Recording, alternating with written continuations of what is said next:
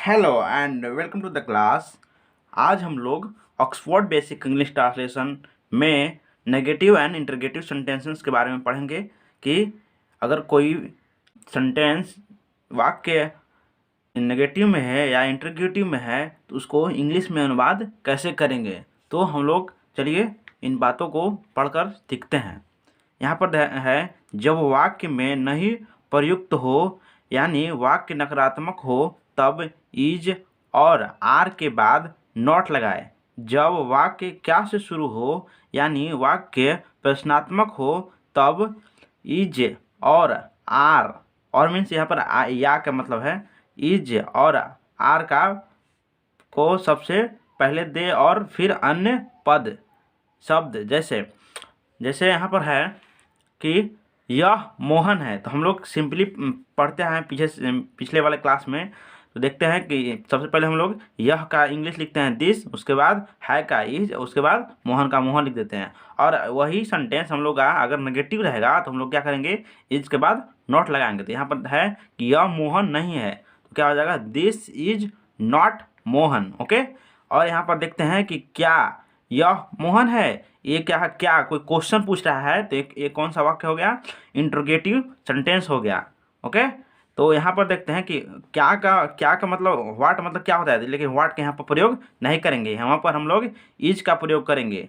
उसके बाद दिस लिख देंगे जो यह का है और उसके बाद मोहन का मोहन लिख देंगे। यानी कि है का जो इंग्लिश आ रहा है वो हम लोग सबसे पहले शुरू में ही लिख देंगे। ओके। नेक्स्ट हम लोग देखते हैं कि वे अंडे हैं। तो हम लोग सिंपली बनाए थे पिछले क्लास में कि दोज आर एग्स, तो क्या हो जाएगा, वे अंडे हैं। अगर वही सेंटेंस अगर नेगेटिव में रहे यानी कि वे अंडे नहीं हैं तो ये कौन सा सेंटेंस हो जाएगा, नेगेटिव सेंटेंस। ओके। तो देखते हैं यहाँ पर those are not eggs. Okay. तो हम लोग आर के बाद क्या नॉट का यूज किए हैं अगर कोई सेंटेंस नेगेटिव हो जाता है। तो देखते हैं दोज आर नॉट एग्स। तो नेक्स्ट हम देखते हैं कि क्या वे अंडे हैं। तो हम लोग पूछ रहे हैं कि क्या वे अंडे हैं, तो यहाँ पर हम लोग क्या यूज करेंगे, आर। यहाँ पर देखें कि दोज के बाद हम लोग आर का यूज किए, उसके बाद एग्स। तो अगर क्या आ जाता है तो आर को सबसे पहले लिखेंगे आर, फिर दोज, फिर जो मतलब अंडे लास्ट में आते हैं तो अंडे लिख देंगे एग्स। ओके। नेक्स्ट हम लोग देखते हैं कि यह घड़ी नहीं है। तो हम लोग देखते हैं कि यह घड़ी के साथ में लिखेंगे पहले दिस वॉच इज, उसके बाद है का दिस वॉच के बाद इज को लिखे हैं, उसके बाद न्यू। तो क्या हो जाता है, यह घड़ी नहीं है। तो हम लोग अगर ये इसी सेंटेंस को नेगेटिव में देखते हैं तो क्या होता है, this watch is not new, मतलब यह घड़ी नई नहीं है। ओके। अगर वही सेंटेंस को हम लोग क्या इंटरोगेटिव में बदलना होगा तो क्या हम लोग लिख देंगे, जो इज है उसको शुरू बार सबसे पहले लिखेंगे तो उसको इज लिख देंगे, उसके बाद दिस वॉच, उसके बाद न्यू। और यहाँ पर इसको कहते हैं क्वेश्चन मार्क, यानी कि प्रश्नवाचक। एक्सरसाइज 30 को करते हैं जो है ट्रांसलेट इनटू इंग्लिश, मतलब हिंदी में दिया गया सेंटेंस उसको इंग्लिश में अनुवाद करना है। ओके। तो हम लोग एक्सरसाइज 30 में देखते हैं कि इसको पहले याद रखना है कि ये क्या चीज़ का चिन्ह है, प्रश्नवाचक चिन्ह है। अगर हम कोई भी वाक्य इंटरोगेटिव सेंटेंस होता है तो वो लास्ट में हम लोग प्रश्नवाचक चिन्ह से एंड करते हैं, ख़त्म करते हैं। अगर सिंपल और हम लोग फुल स्टॉप से एंड करते हैं। ये छोटी मोटी बातें आप लोग दिमाग में रखिएगा। तो चलते हैं, शुरू करते हैं एक्सरसाइज 30 को। तो यहाँ पर सबसे पहला है यह सोहन है। तो यह है, सबसे पहले बनेंगे यह है तो दिस इज, उसके बाद सोहन। तो लिख देते हैं सोहन का सोहन। ओके। तो यह सोहन है, इसका इंग्लिश का हो जाएगा this is Sohan. Okay.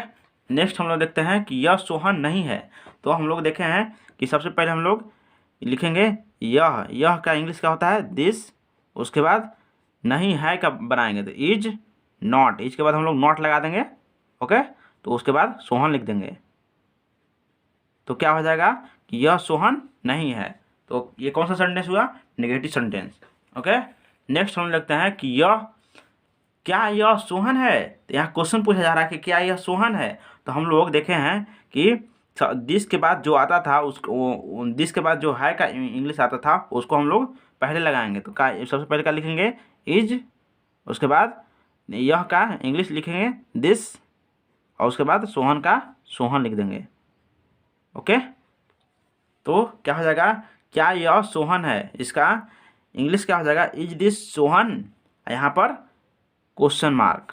Okay, next हम लोग देखते हैं कि वह सीता है, तो सिंपली हम लोग बनाएंगे क्या, वह का क्या होता है, दैट, दैट, उसके बाद है का इज, और सीता का सीता लिख देंगे। ओके, तो वह सीता है, इसका इंग्लिश क्या हो गया, दैट इज सीता। और वही सेंटेंस को हम लोग नेगेटिव बनाएंगे तो कैसे होगा, तो दैट के बाद दैट का दैट लिख देंगे, वह के लिए दैट, उसके बाद इज के बाद नॉट। ओके, इसके बाद नॉट और सीता को सीता लिख देंगे, तो वह सीता नहीं है, तो इसका इंग्लिश अनुवाद का क्या हो जाएगा, that is not Sita. Okay, अब वही उसी सेंटेंस को हम लोग इंटरोगेटिव बनाते हैं, कैसे, क्या वह सीता है, क्वेश्चन पूछ रहे हैं किसी से, क्या वो सीता है, तो हम लोग जो दैट के बाद इज को लिखते थे, वो सबसे इज को जो इंग्लिश लिखते थे है, इज मतलब है, उसको सबसे पहले हम लोग लाएंगे, शुरू में लिखेंगे इज, उसके बाद दैट, उसके बाद सीता, सीता का इंग्लिश का हो जाएगा सीता, उसके बाद क्वेश्चन मार्क से ख़त्म कर देंगे। ओके, नेक्स्ट देखते हैं कि यह दूध है, तो क्या हो जाएगा, यह दूध का हो जाएगा दिस, उसके बाद है का इज, और दूध का मिल्क लिख देंगे। ओके, तो यह दूध है, इसका इंग्लिश क्या हो जाएगा, दिस इज मिल्क। और नेक्स्ट हम लोग देखते हैं क्या यह दूध है, तो क्या, पहले हम लोग यहाँ पर देखते हैं कि पिछले में बनाए थे हम लोग दिस इज मिल्क, तो हम लोग इज को आगे कर देंगे, तो क्या हो जाएगा इज, उसके बाद यह का इंग्लिश लिखेंगे दिस, और मिल्क का मिल्क, तो यहाँ पर क्या हो जाएगा, क्या यह दूध है, तो इसका इंग्लिश क्या हो जाएगा, इज दिस मिल्क। हम लोग क्वेश्चन पूछेंगे इज दिस मिल्क, और लास्ट में इंटरगेटिव जो चिन्ह होता है, मार्क होता है, उससे हम लोग इंड करना है, ये बात को हम लोग ध्यान रखना है। तो आगे देखते हैं कि वह सोना है, तो वह का क्या हो जाता है, दैट, और उसके बाद है के लिए इज, और सोना के लिए गोल्ड। ओके, तो वह सोना है, तो दैट इज गोल्ड। तो और नेक्स्ट देखते हैं सेंटेंस, वो क्या लिखा है, वह सोना नहीं है, तो दैट, उसके बाद नहीं है, तो इसका बनाएंगे, नहीं है का इज नॉट, उसके बाद सोना का गोल्ड।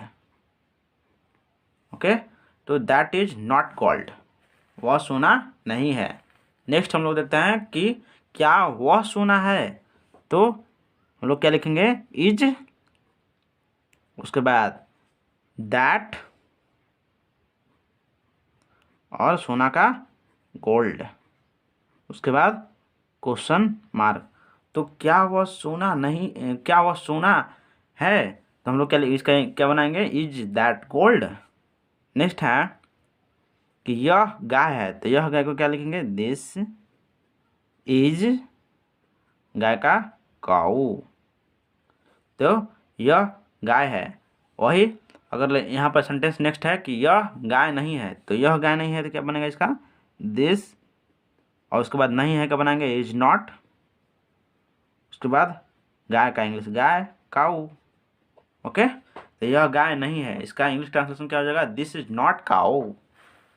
नेक्स्ट है क्या यह गाय है, तो क्वेश्चन पूछ रहे हैं यहाँ पर, तो हम लोग यह के साथ जो आता है उसको पहले हम लोग है का पहले लिखेंगे, दिस के बाद जो आ रहा है इज, उसको पहले लिखेंगे, तो इज हो जाएगा यहाँ पर इज, उसके बाद दिस, और उसके बाद का गाय का हो जाएगा काऊ, उसके बाद क्वेश्चन मार्क। तो क्या हो जाता है, क्या यह गाय है, इज दिस काऊ। नेक्स्ट हम लोग देखते हैं कि ये अंडे हैं, तो ये का हम लोग क्या लिखेंगे, दिज, और हैं के लिए आर, अंडे के लिए एक्स, तो ये अंडे हैं, इसका इंग्लिश क्या हो गया, दीज आर एग्स। नेक्स्ट हम लोग देखते हैं कि ये अंडे नहीं है, तो हम लोग ये नेगेटिव सेंटेंस हो गया, तो इसको कैसे बनाएंगे, दीज, उसके बाद नहीं है कब बनाएंगे, आर नॉट। उसके बाद अंडे तो एग्स। ओके, तो और नेक्स्ट है कि क्या ये अंडे हैं, क्वेश्चन पूछा जा रहा है कि क्या ये अंडे हैं। तो सबसे पहले हम लोग आर, उसके बाद दीज, उसके बाद अंडे एग्स। ओके, तो क्या ये अंडे हैं, आर दीज एग्स। नेक्स्ट हम लगता है कि वे गेंद है, तो कि सबसे पहले हम लोग वे का लिखेंगे दोज, और है का आर, और गेंद का बॉल। यहाँ पर बहुत सारे गेंद का बार हुआ है तो बॉल्स हो जाएगा। Okay, full stop. तो वे गेंद हैं, क्या हो जाएगा, 2000 बॉल्स। नेक्स्ट हम लोग देखते हैं कि वे गेंद नहीं है, तो those are not balls. Okay, तो क्या यहाँ पर देखते हैं कि वे गेंद नहीं है, तो those are not balls. Next हम लोग नेक्स्ट और लास्ट देखते हैं कि क्या वे गेंद है। तो यहाँ पर आर का सबसे पहले यूज करेंगे, आर, उसके बाद दोज, उसके बाद बॉल्स। तो thank you for watching. I hope आप लोगों को ये समझ में आया होगा। अगर समझ में आया होगा तो मेरी वीडियो को लाइक करें और चैनल को सब्सक्राइब करें।